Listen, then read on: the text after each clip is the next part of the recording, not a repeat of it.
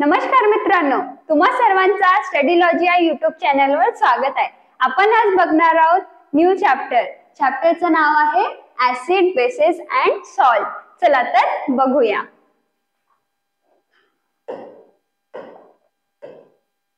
या चॅप्टर मध्ये मेनली आपल्याला काय बघायचं आपण बघून घेऊया। सर्वात आधी बघायचं आहे Arrhenius theory of acid and bases, नंतर concentration of acid or a base, नंतर pH ऑफ सोल्युशन आणि मग pH of acid, base and salt. चला तर सुरुवात करूया।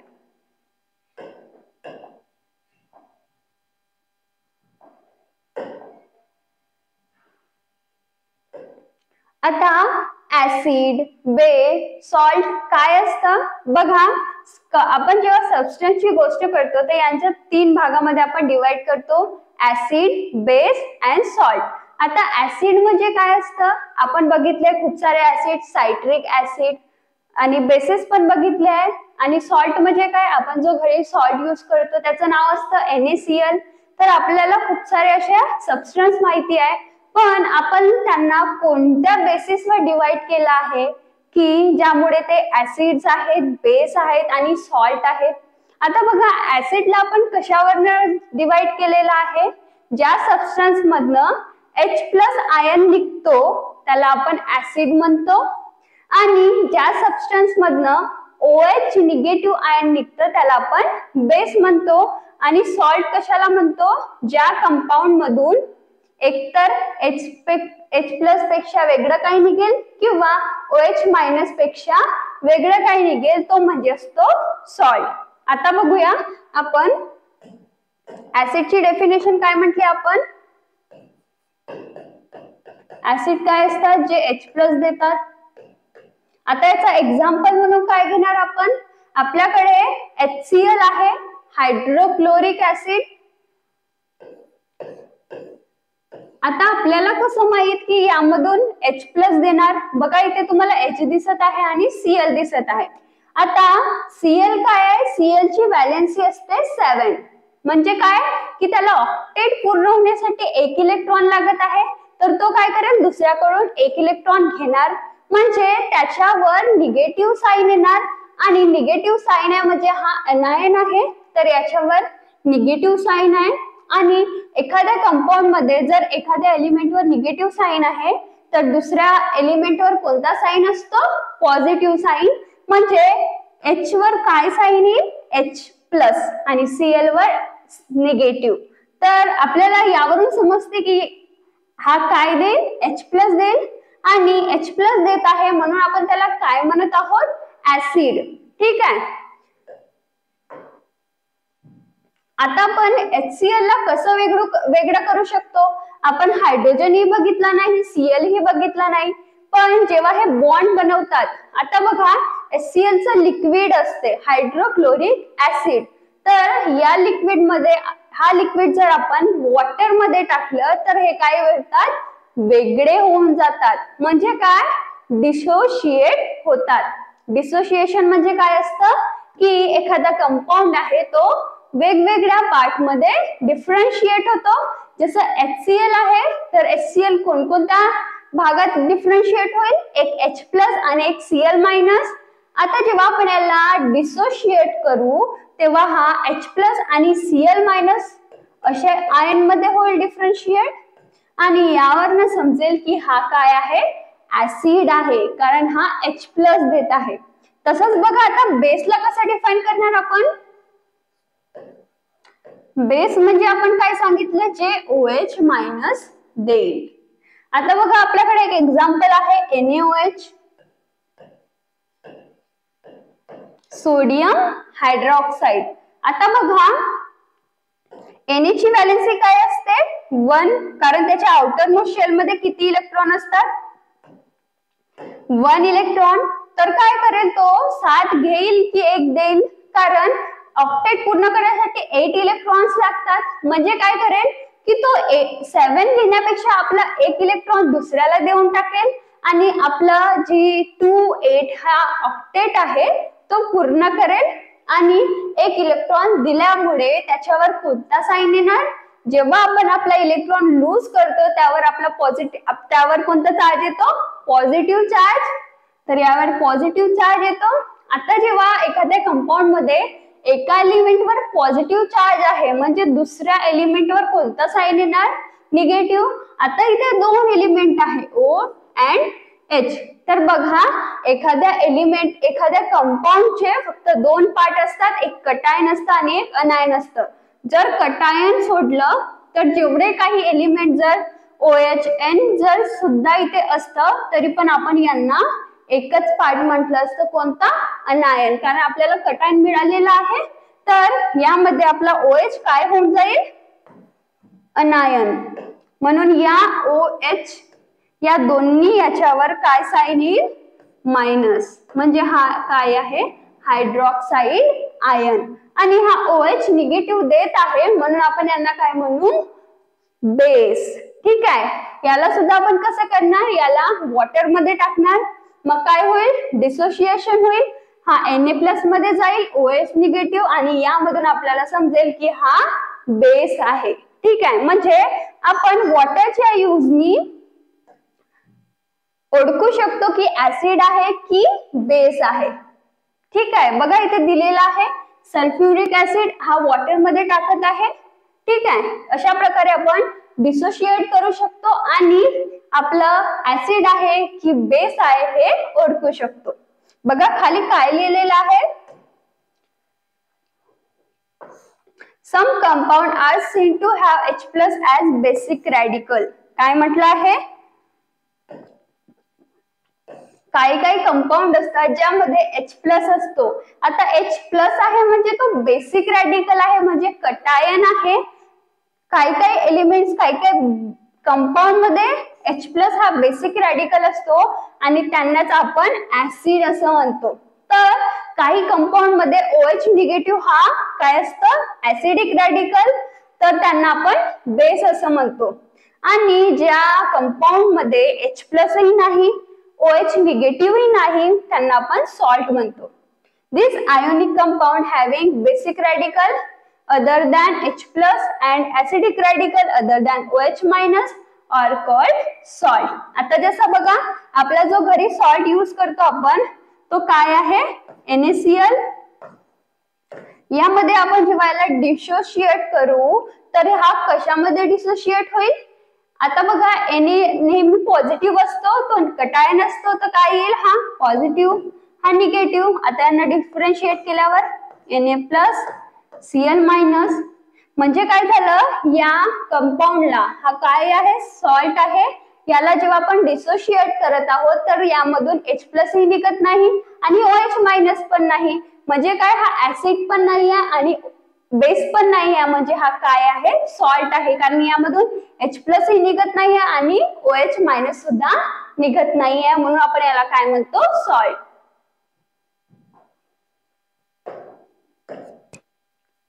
नंतर बघा काय लिहिलंय? There are 3 types of ionic compound.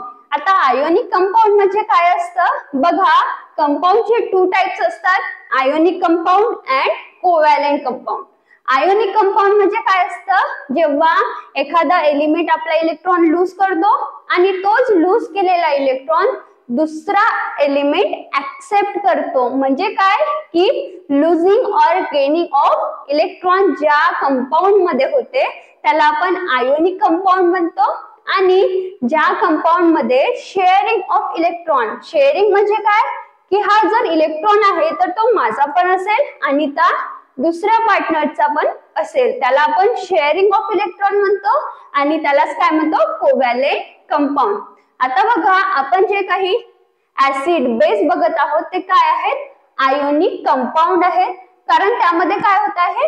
एक इलेक्ट्रॉन देत आहे तर तो दुसरा तोच इलेक्ट्रॉन ऍक्सेप्ट करत आहे, म्हणून त्याला आयोनिक कंपाऊंड असं म्हणतो. These are acid, base and salt. बघा दिलेलं आपल्याला आयोनिक कंपाऊंड बद्दल. आयोनिक कंपाऊंड बघा इथे साइडला एक इमेज दिलेली आहे. इथे NaCl चा आपल्याला एक्झाम्पल दिलेला आहे. NaCl च्या आउटर मोस्ट शेल मध्ये एक इलेक्ट्रॉन असतो, इथे दाखवलं आहे बघा. Cl च्या आउटर मोस्ट शेल मध्ये किती असतात? 7 असतात. आता जेव्हा हा Na आपला Cl ला देऊन टाकेल तर काय होईल? हा स्टेबल होईल, कारण याचा ऑक्टेट पूर्ण होईल 2,8. याचा इलेक्ट्रॉनिक कॉन्फिगरेशन काय होईल? नोबल गॅस सारखा, म्हणून तो काय होईल? स्टेबल. आणि Cl च्या आउटर मोस्ट शेल मध्ये पण 8 इलेक्ट्रॉन्स होणार, म्हणून तो काय होईल? स्टेबल होईल. आणि हे याच्यामध्ये काय झालेलं आहे? एका म्हणजे हा Na ने आपला इलेक्ट्रॉन दिलेला आहे आणि तोच इलेक्ट्रॉन Cl ने ऍक्सेप्ट केला आहे, म्हणजे काय? हा आयोनिक बॉन्ड आहे.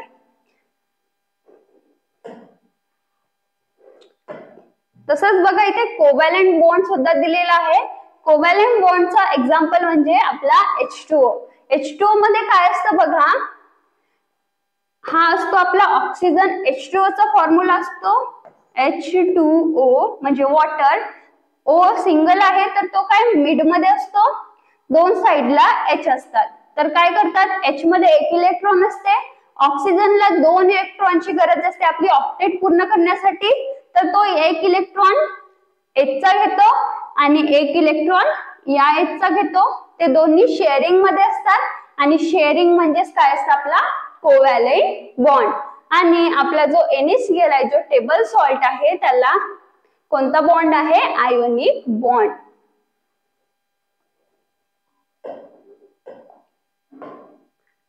The molecule of ionic compound has two constituent, namely cation.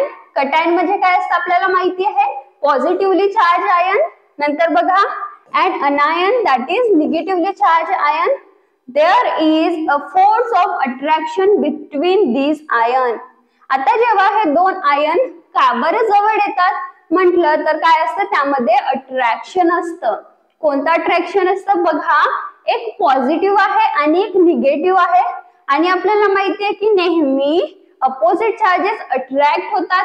तर पॉझिटिव्ह निगेटिव्ह अपोजिट आहेत, त्यामुळे काय? त्यांच्यामध्ये फोर्स ऑफ अट्रॅक्शन होतो आणि त्यामध्ये बॉन्ड बनतो. ठीक आहे. Ion as they are oppositely charge and that is called ionic bond. आणि त्याच फोर्स ऑफ अट्रॅक्शन मुळे जो काही बॉन्ड बनतो त्याला आपण आयोनिक बॉन्ड असं म्हणतो. The force of attraction between one positive charge on cation and one negative charge on anion makes ionic bond. ठीक आहे. कटायन आणि अनायनच्या जो काही अट्रॅक्शन असतं, फोर्स ऑफ अट्रॅक्शन मुळे एक बॉन्ड बनतो, त्याला आपण आयोनिक बॉन्ड असं म्हणतो.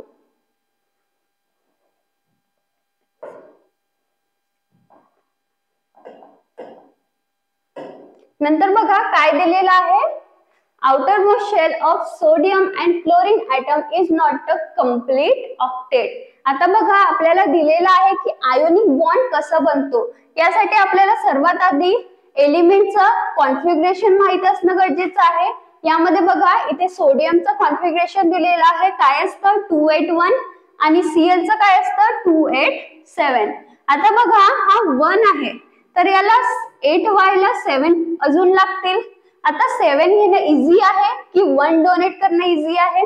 तसंच बघा आता Cl कडे 7 आहे तर याला 1 ची गरज आहे, तर तो 1 घेईल की 7 देऊन टाकेल? तर काय करेल? हा 1 घेऊन टाकेल आणि हा Na काय करेल? आपला 1 देऊन टाकेल. आणि अशामुळे यामध्ये फोर्स ऑफ अट्रॅक्शन होईल. बघा इथं दिलेला आहे 1 इलेक्ट्रॉन आउट गोइंग म्हणजे डोनेट करत आहे आणि इनकमिंग म्हणजे ऍक्सेप्ट करत आहे. आता जेव्हा हा डोनेट करतो तर याचं इलेक्ट्रॉनिक कॉन्फिगरेशन 2,8 होतो, म्हणजे हा स्टेबल कॉन्फिगरेशन आहे. आणि Cl चा बघा 288 हा ऑक्टेट रूल नुसार स्टेबल आहे. आणि अशा प्रकारे काय होतं? यामध्ये बॉन्ड बनतं आणि याच बॉन्डला आपण काय म्हणतो? Ionic bond. आता बघा काय लिहिलं इथे? The outermost shell of a sodium and chlorine atom is not complete octet. However, outermost shell in both Na+ and Cl- are complete octet. Na+ म्हणजे काय? त्याने 1 इलेक्ट्रॉन डोनेट केला आणि Cl- म्हणजे काय? की त्याने 1 इलेक्ट्रॉन ऍक्सेप्ट केला. नंतर काय लिहिलं आहे? An electronic configuration with a complete octet indicate at stable state. हा इलेक्ट्रॉनिक कॉन्फिगरेशन काय इंडिकेट करतो? Stable state. Further an ionic bond is form between the oppositely charged, that is Na plus and Cl minus ion, and therefore an ionic compound NaCl having very high stability is formed. काय म्हटलंय आता बघा दोन oppositely charge जेव्हा जवळ येतात त्यांच्यामध्ये force of attraction असतो, त्यामुळे काय असतात ते जवळ येतात, त्यांच्यामध्ये जो बॉन्ड असतो तो खूप स्ट्रॉंग असतो. आता बॉन्ड स्ट्रॉंग आहे तर त्याला तोडणं इझी आहे का? त्याला तोडणं खूप हार्ड आहे. आणि त्यामुळे काय असतं, जेव्हा आपण या बॉन्डला तोडण्याचा ट्राय करतो तर काय होतं, आपल्याला खूप जास्त एनर्जी लागते. आता जास्त एनर्जी लागते याचा अर्थ काय असतं की त्या बॉन्डचं बॉइलिंग पॉइंट और मेल्टिंग पॉइंट काय आहे? जास्त आहे. म्हणजे आपल्याला जर NaCl या बॉन्डला तोडायचं आहे तर जास्त मेहनत करावी लागेल आणि यावरनं समजते की NaCl ची स्टॅबिलिटी जास्त आहे. स्टॅबिलिटी जास्त असल्यामुळेच त्याचा आयोनिक बॉन्ड पण जास्त आहे आणि मेल्टिंग पॉइंट पण जास्त आहे.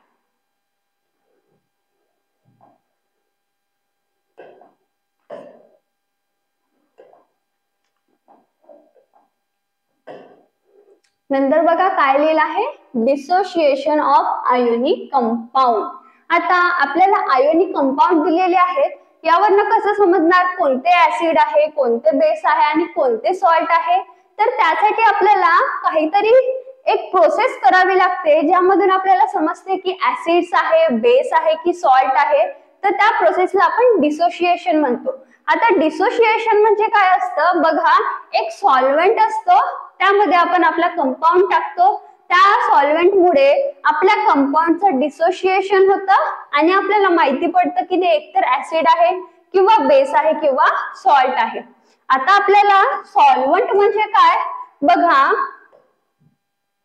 आपल्याला सोल्युशन म्हणजे काय आहे माहिती आहे? सोल्युशन म्हणजे काय असतं? सोल्युशन इक्वल्स टू असतं सोल्यूट प्लस सॉल्व्हेंट.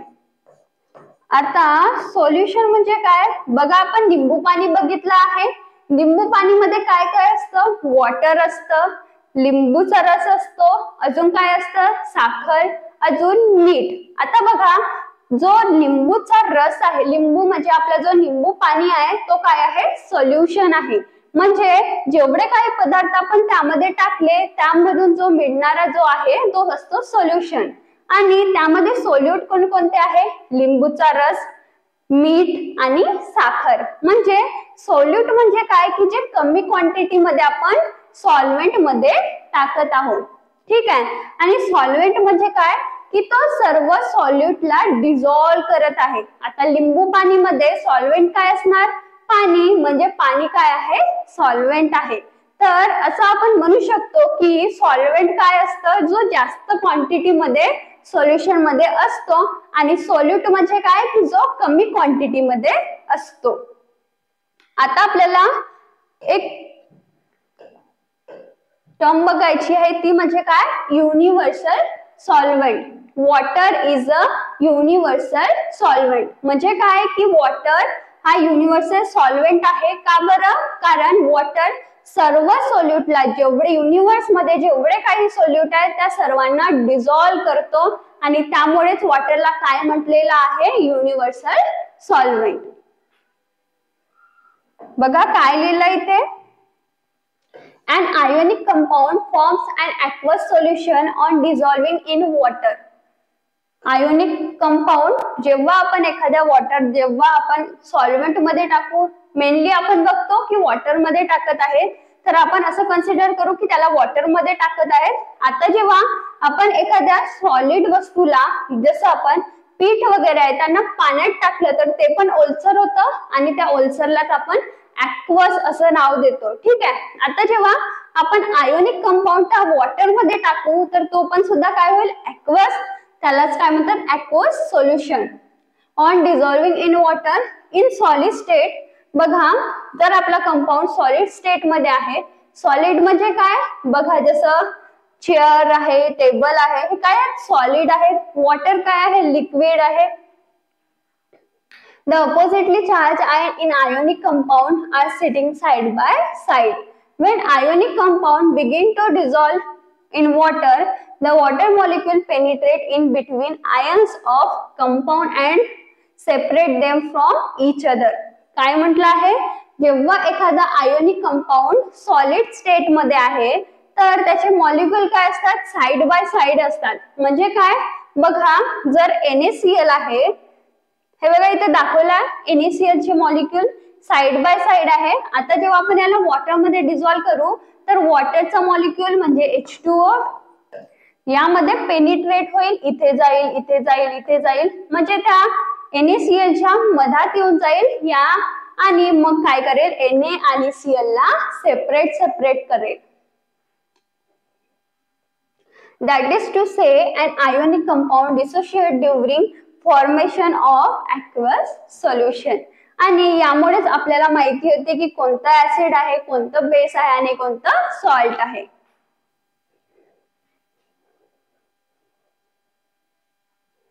आता जर आपल्याला डिसोसिएशन ऑफ NaCl दाखवायचं आहे तर आपण कसं दाखवणार बघा, त्यासाठी रिएक्शन असतात. जसं आपण रिएक्शन मध्ये बघितलं, रिएक्टंट असतात आणि प्रोडक्ट असतात. आता रिएक्टंट आणि प्रोडक्ट आपल्याला कसं मिळतो, जसं आपण रिएक्टंट टाकत आहोत तर आपल्याला कसं माहित की प्रोडक्ट कसं मिळत आहे, तर त्यासाठी काहीतरी प्रोसेस असते आणि त्या प्रोसेसचं नाव आपण या एरोच्या वर लिहितो. आता जसं आपण NaCl ला काय केलं, वॉटर डिसोसिएशन केलं, म्हणून आपण इथे काय लिहिलं, वॉटर डिसोसिएशननी जेव्हा आपण NaCl ला केलं तर काय मिळते आपल्याला, Na plus aqueous Cl minus aqueous. इथे ऍक्वस का बरं लिहिलेलं आहे, कारण आपल्याला हे वॉटर मध्येच मिळाले आहे, आपण त्याला बाहेर काढलेलं नाही. जेव्हा ते वॉटर मध्येच आहे तर ते काय आहे, ऍक्वस. ठीक आहे.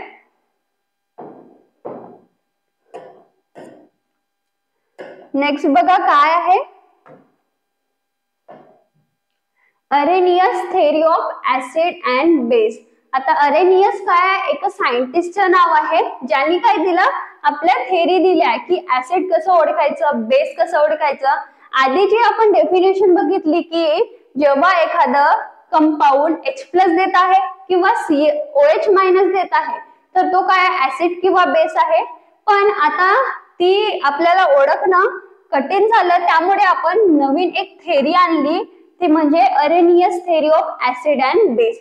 आता बघा याचं म्हणणं काय आहे, ऍसिडची डेफिनेशन याने काय सांगितली, an acid is a substance which on dissolving in water give rise to H+ ion as the only cation. For example, HCl, H2SO4 and H2CO3. आता याने पण तर तेच सांगितलं की H+ आयन दिल्यावर ते असतं ऍसिड. पण याने एक गोष्ट ऍड केली की जेव्हा आपण एखाद्या कंपाऊंडला वॉटर मध्ये डिसॉल्व करू आणि तेव्हा जर तो H+ आयन देत आहे म्हणजे तो ऍसिड आहे. तसंच बेसचं काय असेल की एखादं सबस्टन्स जेव्हा आपण वॉटर मध्ये डिसॉल्व करू आणि आपल्याला OH- मिळेल म्हणजे काय, तो बेस होईल. बघा आपल्याला इथे ऍसिडचे नाव दिलेले आहेत, HCl, H2SO4, H2CO3. हे काय आहेत, सर्व ऍसिड्स आहे. ऍसिड्स बघा, ऍसिड आहे म्हणून इथे H+ आयन बनत आहे वॉटर मध्ये डिसॉल्व केल्यानंतर. आता बेस कसं ओळखायचं, जेव्हा तो वॉटर मध्ये डिसॉल्व केल्यानंतर OH- आयन देईल. बघा आपण ऍसिडचं डिसोसिएशन केलंय, वॉटर डिसोसिएशन. HCl ला आपण वॉटर मध्ये टाकलं तर काय येत आहे, H+ अँड Cl- म्हणजे काय, हा ऍसिड आहे. नंतर बघा H2SO4 जेव्हा आपण वॉटर मध्ये टाकलं तर काय बनत आहे, H+ अँड HSO4. तर हा H+ देत आहे म्हणजे हा ऍसिड आहे. नंतर बघा HSO4 हा डिसोसिएशन केल्यानंतर H+ अँड SO4 तर हा सुद्धा H देत आहे म्हणजे काय आहे, हा ऍसिड आहे. म्हणजे आपल्याला यावरून हे समजत आहे की एखाद्या कंपाऊंड मध्ये जर H आहे म्हणजे तो ऍसिड आहे. तर हो, ज्या कोणत्या कंपाऊंड मध्ये जर आपल्याला H दिसत आहे आणि तो H+ आयनच्या फॉर्म मध्ये निघत आहे तर आपण त्याला काय म्हणूया, ऍसिड.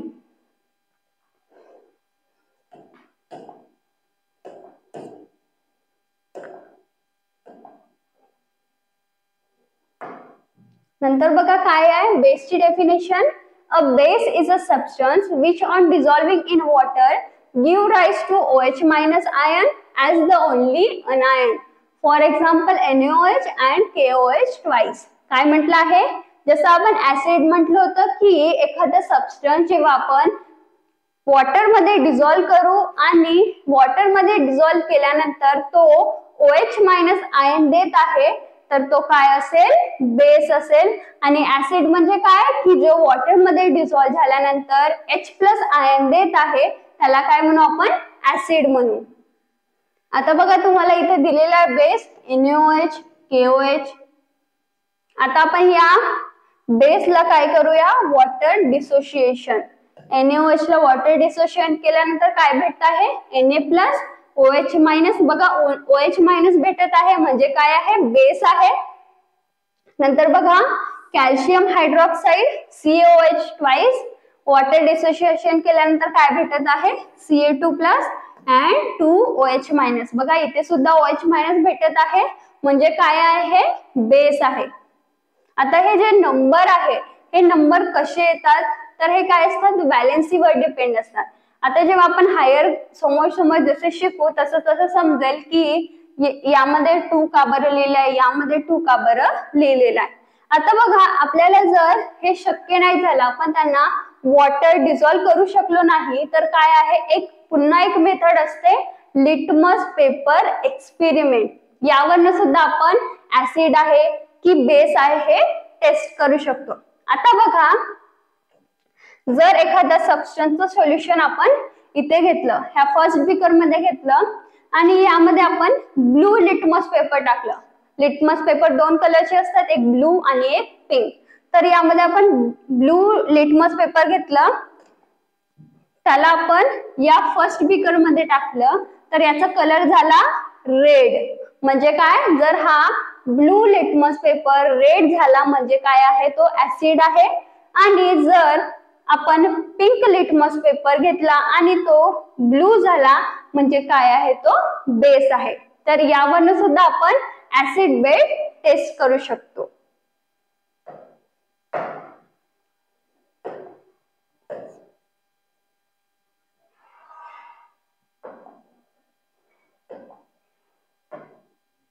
नंतर बघा काय लिहिलं आहे, classification of acid and base.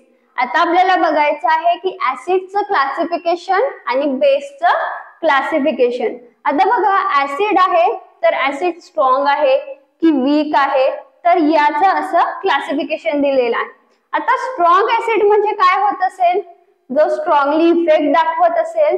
पण आपल्याला यामध्ये असं शिकायचं आहे की स्ट्रॉंग ऍसिड म्हणजे काय होतं, जे चांगल्याने वॉटर मध्ये डिझॉल्व्ह होतं आणि त्यामध्ये आपल्याला H प्लस आयन मिळते. आता बघूया काय लिहिलं इथे,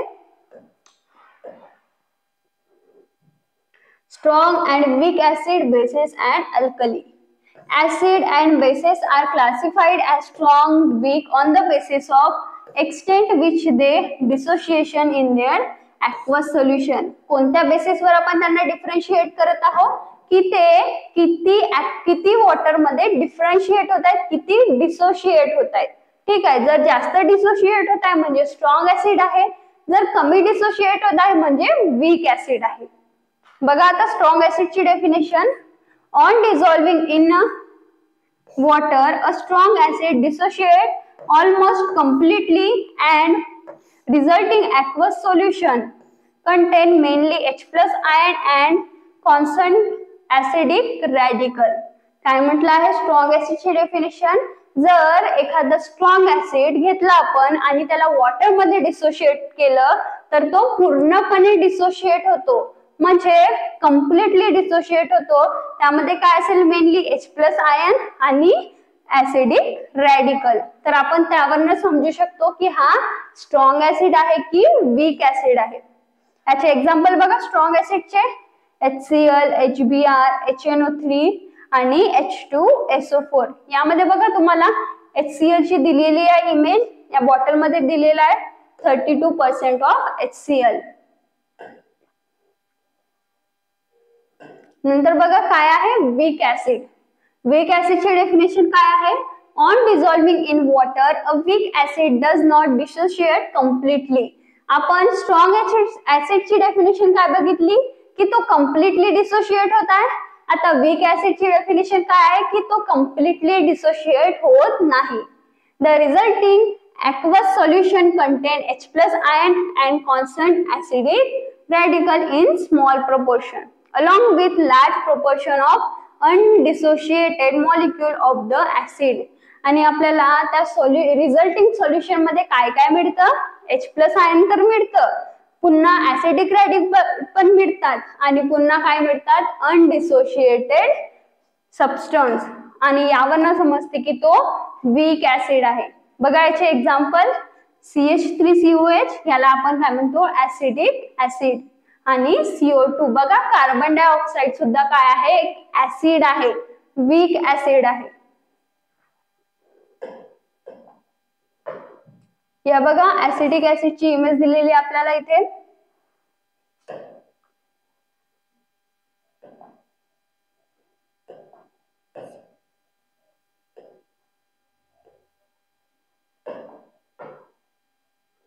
आता बघा बेसचं differentiation, strong base and weak base. Strong base काय आहे?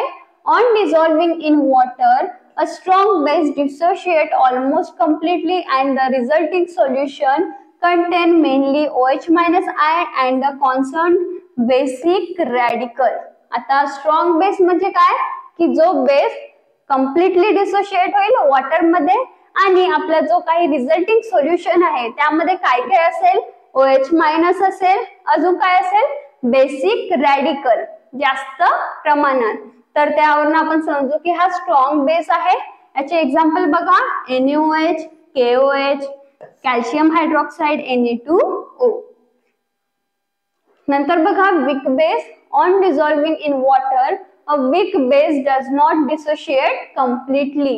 वीक बेस म्हणजे काय असतं? जो कम्प्लिटली डिसोशिएट होत नाही आणि याचा रिझल्टिंग सोल्युशन मध्ये खूप कमी प्रमाणात OH मायनस आयन असतील आणि काय असतील? अनडिसोशिएटेड सबस्टन्स. आणि याचा एक्झाम्पल आहे NH3. NH3 काय असतं? अमोनिया. ठीक आहे. बघा इथे दिलेला आहे आपल्याला स्ट्रॉंग बेसचा एक्झाम्पल सोडियम हायड्रॉक्साइड NaOH. त्याचं नाव काय आहे? Caustic soda.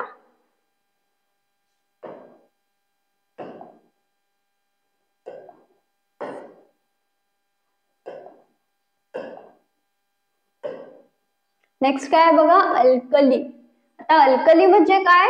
The bases which are highly soluble in water are called alkali. आता अल्कली म्हणजे काय? स्ट्रॉंग बेस काय?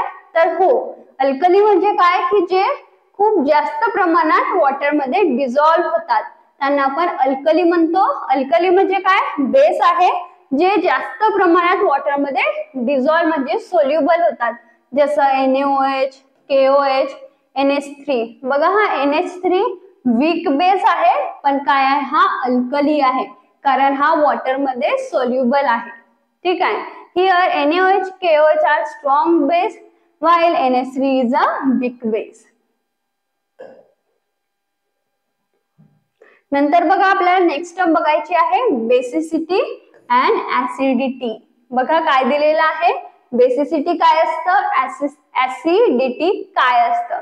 बेसिसिटी ऑफ बघा बेसिसिटी कुणाची असते? ऍसिडची असते. ऍसिडिटी कुणाची असते? बेसिसची असते. म्हणजे बघा अपोजिट टर्म आहे बेसिसिटी ऍसिडची आणि ऍसिडिटी बेसिसची. बघा आता काय लिहिलं आहे? The number of H plus ion obtainable by dissociation of one molecule of acid is called its basicity. काय म्हटलं आहे की आपण जेव्हा एखादा मॉलिक्यूल ऑफ ऍसिड डिसोशिएट केला वॉटर मध्ये आणि त्यामधून जेवढे काही आपल्याला number of H plus ions मिळतील ते म्हणजे काय असेल? Basicity of acid. आता ऍसिडिटी म्हणजे काय होईल? जेवढे काही OH मायनस आयन आपल्याला वॉटर मध्ये डिसोशिएट केल्यानंतर मिळणार कशाचे? बेसिसचे. ते म्हणजे काय येईल? Acidity of basis. हे लक्षात ठेवायचं आहे. बेसिसिटी कुणाची असते? ऍसिडची आणि ऍसिडिटी कुणाची असते? बेसिसची.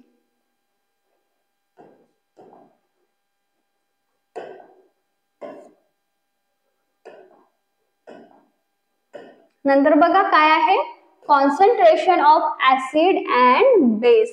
आता आपल्याला ऍसिड बेस हे कसं मोजायचं, कसं आपल्याला त्यांना ठरवता येईल की हे इतकं ऍसिड आहे इतकं बेस आहे. तर यांचा कॉन्सन्ट्रेशनचा एक युनिट असतो ज्यामध्ये आपण त्यांना मेजर करू शकतो. आता बघा काय लिहिलं आहे, the taste of food stuff depends upon nature of taste giving ingredient and its proportion. आपल्याला फूड स्टफ माहिती आहे, आपण फूड स्टफ खातो तर ते कशावर डिपेंड असते की त्यामध्ये आपण काय काय यूज केलं आहे. जसं आपण लिंबू पाणी पितो तर लिंबू मध्ये त्यामध्ये काय असतं, लिंबू असतं, त्यामुळे लिंबूचा टेस्ट येतो. तर त्यामध्ये सोल्युटोस टाकला आहे म्हणून तो टेस्ट येतो. जर आपण त्यामध्ये लिंबू टाकलाच नाही तर तो टेस्ट येणार का, नाही. तर फूड स्टफची टेस्ट कशावर डिपेंड असते, solute and its proportion of, आणि त्याचा प्रोपोर्शन आपण किती प्रमाणात त्यामध्ये टाकला आहे. जसं लिंबू पाणी मध्ये जर आपण कमी लिंबू टाकला तर कमी टेस्ट येईल, जर जास्त लिंबू टाकला तर जास्त टेस्ट येईल. Similarly all the properties of solution depends on nature of solute. बघा काय म्हटलं आहे, सोल्युशनच्या पूर्ण प्रॉपर्टीज कशावर डिपेंड असतात, सोल्यूटच्या नेचरवर आणि सॉल्व्हेंटच्या नेचरवर. आणि अजून कशावर की आपण किती प्रमाणात सोल्यूट घेत आहोत किंवा सॉल्व्हेंट घेत आहोत. आता बघा जर आपल्याकडे एक लिंबू आहे, त्यामध्ये जर तो लिंबू आपण एक ग्लास पाण्यात टाकला तर काय चांगलं आपल्याला वाटेल तो लिंबू पाणी. पण जर आपण एक लिंबू घेतला आणि 4-5 ग्लास एवढ्या पाण्यात टाकला तर आपल्याला तो लिंबू पाणी चांगला वाटणार का, नाही. तर काय असतं, सोल्युशनचा टेस्ट कशावर डिपेंड आहे, एक तर सोल्यूटच्या नेचरवर आणि नंतर काय की सोल्यूटच्या प्रमाणावर. तसंच अजून कशावर डिपेंड आहे, सॉल्व्हेंटच्या नेचरवर आणि त्याच्या प्रपोर्शनवर. आता बघा काय लिहिलं आहे, the proportion of solute in solution is called concentration of solute in the solution. आणि जो काही प्रोपोर्शन आपण सोल्यूटचा घेत आहोत सोल्युशन मध्ये तोच म्हणजे काय असतं, concentration of solute in the solution. When concentration of solute in solution is hi it's concentrated solution. बघा काय म्हटलं आहे, कॉन्सन्ट्रेटेड सोल्युशन काय असतं, जर एखाद्या सोल्युशन मध्ये आपण सोल्यूट खूप जास्त प्रमाणात टाकत आहोत म्हणजे काय, सोल्यूटचा प्रमाण जास्त आहे आणि प्रमाण म्हणजेच काय असतं, कॉन्सन्ट्रेशन. तर तो काय असतो सोल्युशन, कॉन्सन्ट्रेटेड सोल्युशन. आता बघा, while in solution is called dilute solution when concentration of solute is low. आणि जेव्हा कधी सोल्यूटचा कॉन्सन्ट्रेशन कमी आहे सोल्युशन मध्ये तर त्यांना आपण काय म्हणतो, डायल्यूट सोल्युशन. म्हणजे त्यामध्ये काय सॉल्व्हेंट जास्त असेल. Several unit are used to express the concentration of solution. आपण खूप सारे युनिट आपला कॉन्सन्ट्रेशन वापरण्यासाठी यूज करू शकतो, जसं ग्राम, लिटर. तर यावर एक टर्म आहे, 2 of these units are used to more frequently. The first unit is mass of solute in gram in 1 liter of solution. आता यामधून आपण काय यूज करतो, एक मास, तो कशामध्ये असतं, ग्राम मध्ये, आणि दुसरं म्हणजे असतं लिटर. आता बघा यामध्ये टर्म असते ज्यासाठी आपण कॉन्सन्ट्रेशन ऑफ सोल्यूट आपण त्याच्यामध्ये डिफाइन करतो. तर बघा काय असतं, कॉन्सन्ट्रेशन ऑफ सोल्यूट आपण कसं डिफरेंशिएट करतो बघूया समोर.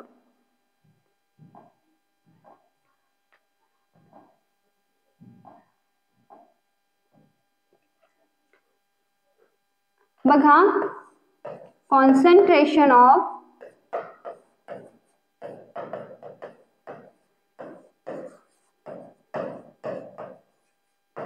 कशामध्ये लिहितो आपण, ग्राम किंवा लिटर.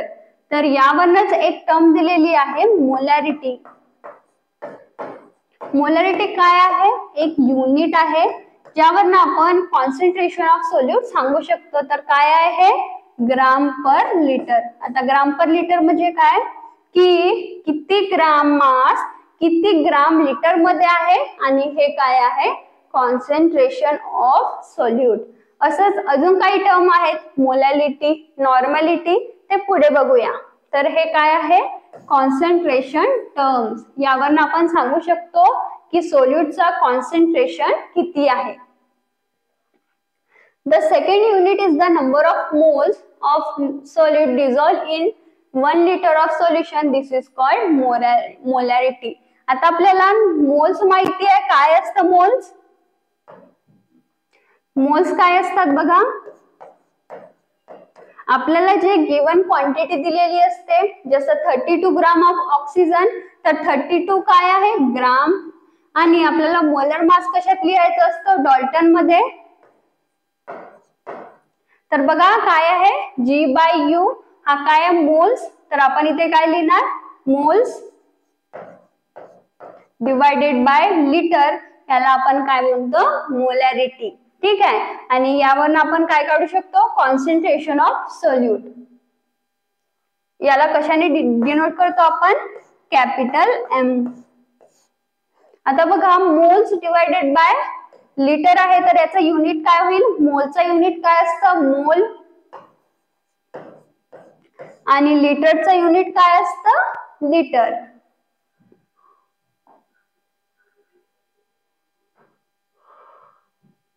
बघा काय लिहिलेलं आहे the molarity of solute is indicated by writing molecular formula inside square bracket. आता आपण मोलॅरिटी कसं दाखवतो आपण त्याचं कॉन्सन्ट्रेशन जसं NaCl चं कॉन्सन्ट्रेशन एका स्क्वेअर ब्रॅकेट मध्ये लिहू जसं 1 लिहू तर म्हणजे याचा मीनिंग काय होईल की NaCl चा कॉन्सन्ट्रेशन किती आहे 1 आहे. म्हणजे काय की NaCl चा कॉन्सन्ट्रेशन 1 मोलर आहे. मोलॅरिटीचा पुन्हा एक युनिट आहे काय आहे त्याला आपण मोलर असं म्हणतो. जर एखादा कॉन्सन्ट्रेशन अशा स्क्वेअर ब्रॅकेट मध्ये लिहिलेलं आहे म्हणजे काय आहे ते समजतो की ते मोलॅरिटी मध्ये दिलेलं आहे. तसं बघा इथे NaCl चं दिलेलं आहे the molarity of this solution common salt is 1 molar that is 1 capital M. तर हे झालं मोलॅरिटी विषयी की आपण कॉन्सन्ट्रेशन ऑफ सोल्यूट कसं शो करू शकतो. ठीक आहे.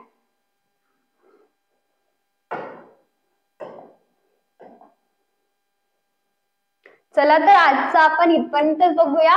पुढचा नेक्स्ट लेक्चर मध्ये बघूया. तुम्हाला आमचा आजचा व्हिडिओ आवडला असेल तर व्हिडिओला लाईक करा आणि असेच उपयोगी व्हिडिओज बघण्यासाठी चॅनलला सबस्क्राईब करा. चला तर पुन्हा भेटूया आपल्या पुढच्या व्हिडिओमध्ये. तोपर्यंत बाय बाय.